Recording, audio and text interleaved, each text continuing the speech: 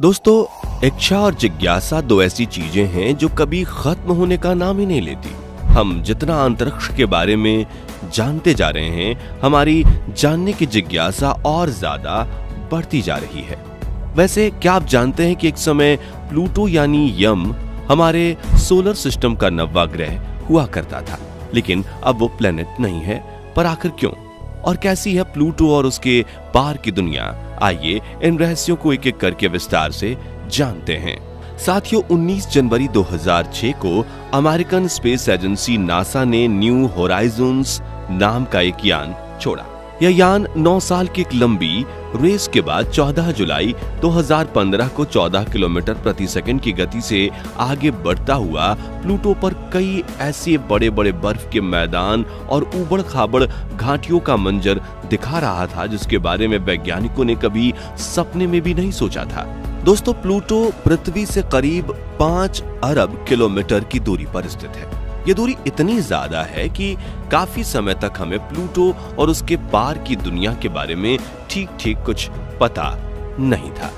जब वैज्ञानिकों ने आसपास के प्लैनेट्स पर सैटेलाइट्स भेजकर उनका अध्ययन करना शुरू किया तो उनके मन में प्लूटो को लेकर भी जिज्ञासा हुई और उन्होंने प्लूटो और उसके पार की दुनिया के बारे में पता लगाने के लिए एक मिशन भेजने का प्लान किया।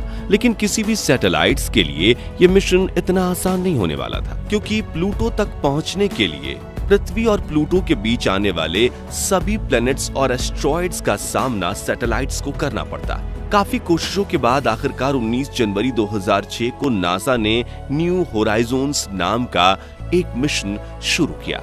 न्यू होराइजन्स को प्लूटो और क्यूपर बेल्ट के बारे में अधिक जानकारी देने के लिए लॉन्च किया गया था। 9 साल के लंबे सफर के बाद इसने 4 जनवरी 2015 को प्लूटो से जुड़ी जानकारियां पृथ्वी पर भेजना शुरू किया था। न्यू होराइजन्स ने 20 करोड़ 30 लाख किलोमीटर की दूरी से ही प्लूटो का अध्ययन करना शुरू कर दिया था। इसने प्लूटो और उसके मून चारोन की फोटो भी खींची थी। हालांकि ये फोटो काफी दूर से खींची गई थी, जिस कारण ये धुंधली थी, लेकिन इस ब्लैक एंड व्हाइट फोटो में प्लूटो अपने मून चारोन की तुलना में काफी छोटे आकार का लग रहा था। जैसे जैसे न्यू होराइजन्स प्लूटो की तरफ बढ़ता गया, उसके द्वारा भेजी जाने वाली तस्वीरें भी साफ होती गईं। इसके बाद की खींची तस्वीरों में प्लूटो और उसके 2 मून निक्स और हाइड्रा भी दिखाई दे रहे थे।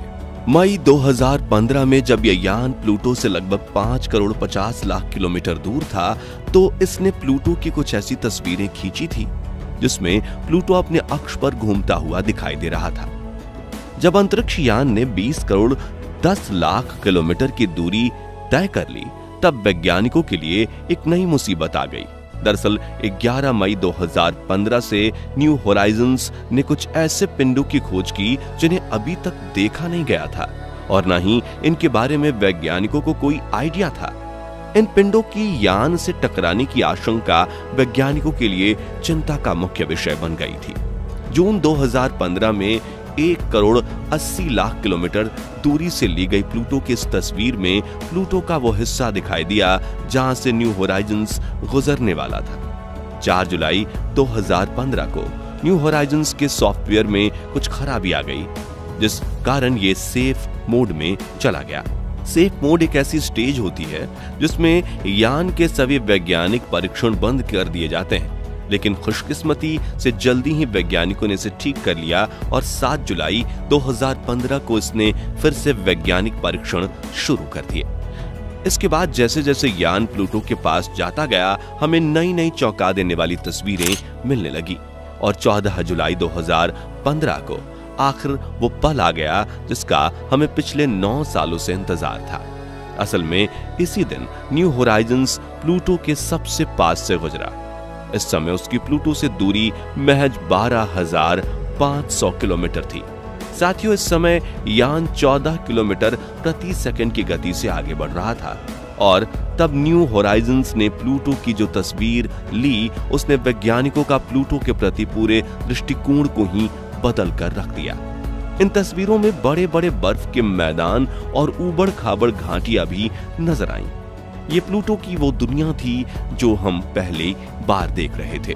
इस तरह न्यू होराइजन्स ने सफलता के साथ अपने मिशन को पूरा कर लिया, लेकिन चूंकि अभी इसमें बहुत सारा फ्यूल बाकी था तो वैज्ञानिकों ने इसके मिशन को थोड़ा और आगे तक ले जाने का निर्णय लिया। अब इसे प्लूटो से भी आगे क्यूपर बेल्ट में स्थित एक अंतरिक्ष पिंड अल्टीमा थ्यूले के पास जाकर उससे जुड़ी हुई जानकारियों को इकट्ठा करना था।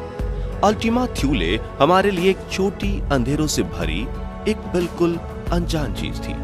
इसके पहले नासा ऐसी किसी भी चीज के पास नहीं गया था जिसके बारे में कुछ पता ही ना हो। आप इसका अंदाजा इसी बात से लगा सकते हैं कि इससे पहले वैज्ञानिकों के पास अल्टीमा थ्यूले की आकृति और आकार को लेकर कोई भी जानकारी नहीं थी। ऐसे में न्यू होराइजन्स के लिए इस अंधेरे भरे अंतरिक्ष के अंदर अल्टीमा थ्यूले को ढूंढना भी एक चुनौती भरा काम था। न्यू होराइजन्स इन तमाम चुनौतियों का सामना करते हुए 1 जनवरी 2019 को अल्टीमा थ्यूले के पास से होकर गुजरा। इस समय इसकी अल्टीमा थ्यूले से दूरी महज 3500 किलोमीटर की थी। गुजरते समय न्यू होराइजन्स ने अल्टीमा थ्यूले की कई तस्वीरें लीं और इन तस्वीरों ने अंतरिक्ष से जुड़े कई जटिल रहस्यों से पर्दा हटा दिया। साथियों, खुशकिस्मती से 13 साल की लंबी अंतरिक्ष यात्रा के बाद न्यू होराइजन्स एकदम सही सलामत था और अभी इसके अंदर पर्याप्त मात्रा में फ्यूल भी बचा हुआ था। वैज्ञानिकों ने अंदाजा लगाया कि इस बचे हुए फ्यूल के साथ न्यू होराइजन्स आने वाले 10 सालों तक आसानी से काम कर सकता है और क्यूपर बेल्ट के और कई रहस्यों से पर्दा उठा सकता है। वर्तमान समय में न्यू होराइजन्स पृथ्वी से लगभग 43 एस्ट्रोनॉमिकल यूनिट की दूरी पर अपनी यात्रा कर रहा है। गौर करने वाली बात यह है कि पृथ्वी से सूर्य तक की दूरी को एक एस्ट्रोनॉमिकल यूनिट कहते हैं, यानी इस समय न्यू होराइजन्स की पृथ्वी से दूरी पृथ्वी से सूर्य तक की दूरी का 43 गुना है।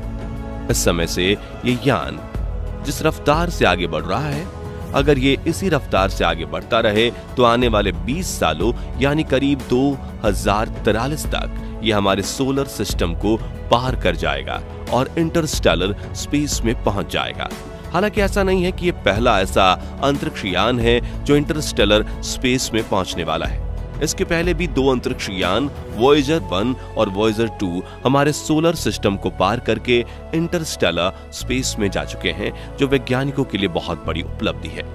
इंटरस्टेलर स्पेस अंतरिक्ष की वो जगह है जहां जाकर हमारे सूर्य का गुरुत्वाकर्षण ही खत्म हो जाता है। दोस्तों, न्यू होराइजन्स मिशन के अंदर वॉयेजर मिशन की तुलना में काफी उन्नत किस्म की तकनीक और उपकरणों का प्रयोग किया गया है। ऐसे में अगर न्यू होराइजन्स हमारे सोलर सिस्टम को पार करने में कामयाब हो जाता है तो ये यान इंटरस्टेलर स्पेस से जुड़े कई ऐसे सवालों के जवाब दे सकता है जो हमें वॉयेजर मिशन से नहीं मिल पाए थे। आपको बता दूं कि प्लूटो की खोज 1930 में हुई थी और यह इंसानों द्वारा क्यूपर बेल्ट में खोजी गई पहली वस्तु थी। इसे उस समय 9वां प्लेनेट तो बना लिया गया था, लेकिन दूरी ज्यादा होने के कारण यह हमेशा हमारे लिए एक अजीब वस्तु था। प्लूटो सोलर सिस्टम के बाकी प्लैनेट्स की तुलना में काफी छोटा है। इसका मास पृथ्वी के चंद्रमा के मास का कुल 1/6 है, जबकि इसका वॉल्यूम हमारे चंद्रमा का 1/3 ही है। प्लूटो अपने ऑर्बिट में कभी कभी नेपट्यून के बहुत पास आ जाता है तो कभी दूर चला जाता है। इसी कारण प्लूटो की सूर्य से दूरी लगभग 4.5 से 7.3 अरब किलोमीटर तक होती है और सूर्य के प्रकाश को यहां पहुंचने में लगभग 5.5 घंटे लगते हैं। प्लूटो के पास कुल 5 चंद्रमा हैं, जिनके नाम चारोन, स्टाइक्स, निक्स, कैरबेरोस और हाइड्रा है। चारोन को 1978 में खोजा गया था, वहीं जबकि निक्स और हाइड्रा की खोज 15 मई 2005 में हब्बल टेलीस्कोप ने की थी। दोस्तों, हमारे सोलर सिस्टम में अब 8 प्लैनेट्स हैं जो लगातार सूर्य के चारों ओर चक्कर लगा रहे हैं। लेकिन प्लूटो या यम हमारे सोलर सिस्टम में एक ऐसा आकाशीय पिंड है जो सूर्य का चक्कर तो लगा रहा है, लेकिन हमने उसके प्लैनेट के दर्जे को अब खत्म कर दिया है। आपने बिल्कुल सही समझा। वर्ष 2006 से पहले प्लूटो हमारे सोलर सिस्टम का 9वां प्लैनेट था, लेकिन 2006 में हुई अंतर्राष्ट्रीय खगोलीय संघ की बैठक में प्लूटो से प्लैनेट्स का दर्जा छीन लिया गया उसे बौने ग्रह यानी कि डॉर्फ प्लैनेट की श्रेणी में शामिल कर दिया गया था। इसका कारण ये था कि प्लूटो ने अपने आसपास के क्षेत्र को साफ नहीं किया हुआ था, जो एक प्लैनेट होने के लिए जरूरी कंडीशन होती है। तो दोस्तों, ये थे प्लूटो और उसके पार की दुनिया के कुछ अनसुलझे रहस्य और अनसुने भी। आपको क्या लगता है, new Horizons mission Interstellar space में पहुंच पाएगा या नहीं? हमें कमेंट करके जरूर बताएं। और अगर आप भी चाहते हैं कि इंटरस्टेलर स्पेस के रहस्यों से पर्दा उठना चाहिए तो वीडियो को लाइक और चैनल को सब्सक्राइब करें। अब मिलते हैं एक नई वीडियो में, तब तक के लिए गुड बाय।